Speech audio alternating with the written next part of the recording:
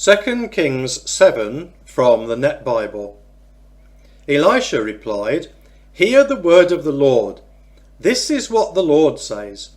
About this time tomorrow, a seah of finely milled flour will sell for a shekel, and 2 seahs of barley for a shekel at the gate of Samaria." An officer, who was the king's right-hand man, responded to the prophet, "Look, even if the Lord made it rain by opening holes in the sky, could this happen so soon?" Elisha said, "Look, you will see it happen with your own eyes, but you will not eat any of the food." Now, 4 men with a skin disease were sitting at the entrance of the city gate. They said to one another, "Why are we just sitting here waiting to die? If we go into the city, we'll die of starvation. If we stay here, we'll die. So come on, let's defect to the Syrian camp. If they spare us, we'll live. If they kill us, well, we were going to die anyway." So they started toward the Syrian camp at dusk. When they reached the edge of the Syrian camp, there was no one there.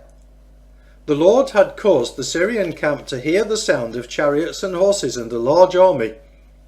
Then they said to one another, "Look, the king of Israel has paid the kings of the Hittites and Egypt to attack us." So they got up and fled at dusk, leaving behind their tents, horses and donkeys. They left the camp as it was and ran for their lives. When the men with the skin disease reached the edge of the camp, they entered a tent and had a meal. They also took some silver, gold and clothes and went and hid it all. Then they went back and entered another tent. They looted it and went and hid what they'd taken. Then they said to one another, "It's not right what we're doing. This is a day to celebrate, but we haven't told anyone. If we wait until dawn, we'll be punished, so come on, let's go and inform the royal palace." So they went and called out to the gatekeepers of the city. They told them, "We entered the Syrian camp and there was no one there. We didn't even hear a man's voice. But the horses and donkeys are still tied up and the tents remain up." The gatekeepers relayed the news to the royal palace. The king got up in the night and said to his advisers, "I will tell you what the Syrians have done to us.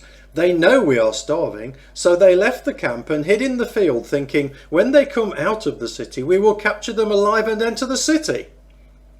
One of his advisers replied, "Pick some men and have them take 5 of the horses that are left in the city. Even if they are killed, their fate will be no different than that of the Israelite people. We're all going to die. Let's send them out so we can know for sure what's going on." So they picked 2 horsemen, and the king sent them out to track the Syrian army. He ordered them, "Go and find out what's going on." So they tracked them as far as the Jordan. The road was filled with clothes and equipment that the Syrians had discarded in their haste. The scouts went back and told the king. Then the people went out and looted the Syrian camp. A seah of finely milled flour sold for a shekel, and 2 seahs of barley for a shekel, just as the Lord had said they would. Now the king had placed the officer, who was his right-hand man, at the city gate. When the people rushed out, they trampled him to death in the gate. This fulfilled the prophet's word which he had spoken when the king tried to arrest him. The prophet told the king, 2 seahs of barley will sell for a shekel, and a seah of finely milled flour for a shekel. This will happen about this time tomorrow in the gate of Samaria. But the officer replied to the prophet, "Look, even if the Lord made it rain by opening holes in the sky, could this happen so soon?" Elisha said, "Look, you will see it happen with your own eyes, but you will not eat any of the food." This is exactly what happened to him. The people trampled him to death in the city gate.